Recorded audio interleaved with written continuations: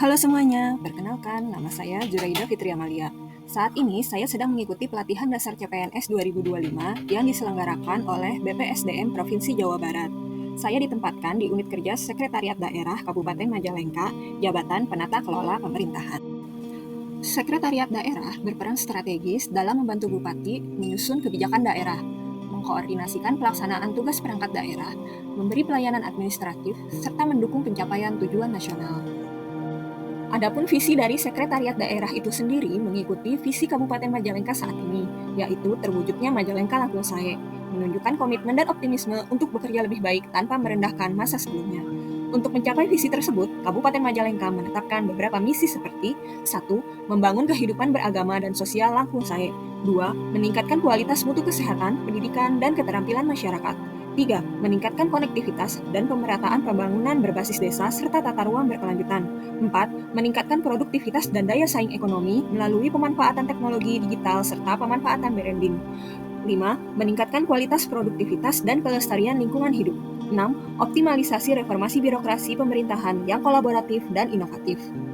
Sekretariat daerah dipimpin oleh sekretaris daerah yang dalam menjalankan tugasnya dibantu oleh 3 asisten, yaitu Asisten Pemerintahan dan Kesejahteraan Rakyat atau ASDA 1 yang membawahi bagian pemerintahan, bagian hukum, dan bagian kesejahteraan rakyat.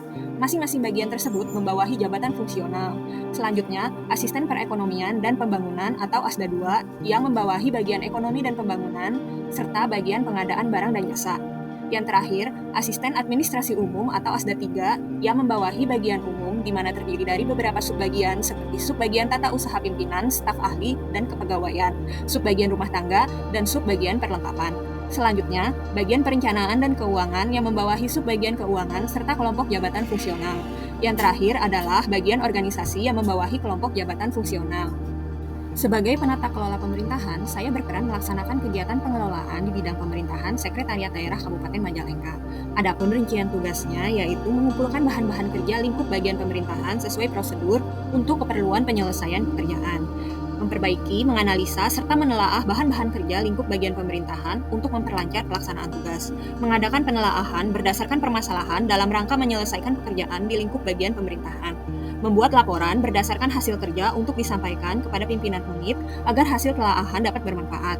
Dan yang terakhir, melaksanakan tugas kedinasan lain yang diperintahkan oleh pimpinan, baik secara tertulis maupun lisan. Pelayanan yang saya berikan meliputi pelayanan administrasi pemerintahan seperti menyediakan kelengkapan, memeriksa kesesuaian, serta menjamin keakuratan bahan-bahan terkait penyusunan LPPD, ILPD, standar pelayanan minimal atau SPM perangkat daerah, dan laporan keterangan pertanggungjawaban atau LKPJ kepala daerah, serta sistem pengendalian internal pemerintah atau SPIP.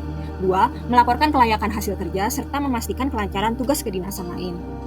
Adapun standar layanannya itu sendiri harus tepat, akuntabel, dan transparan. Penata kelola pemerintahan berkontribusi melalui pelayanan administrasi, penyediaan informasi, dan koordinasi antar perangkat daerah untuk memastikan pembangunan daerah berjalan efektif, transparan, akuntabel, serta mendukung pencapaian tujuan nasional. Untuk memastikan kinerja saya semakin baik, saya berkomitmen untuk mewujudkan Smart ASN di mana saya harus 1. Berintegritas, dengan memastikan setiap data dan informasi yang saya siapkan valid dan dapat dipercaya. 2. Profesionalisme, dengan menyusun dokumen pemerintahan secara sistematis, akurat, dan tepat waktu. 3. Berwawasan global, menyerap inovasi tata kelola pemerintahan modern seperti good governance dan smart governance. 4. Penguasaan IT, dengan menggunakan aplikasi e-government seperti Srikandi. 5. Hospitality atau pelayanan ramah, dengan menjalin komunikasi yang baik dengan OPD, lembaga vertikal, dan masyarakat. Yang terakhir, orientasi pelayanan, melalui hasil kerja dapat memberikan dampak yang nyata bagi masyarakat.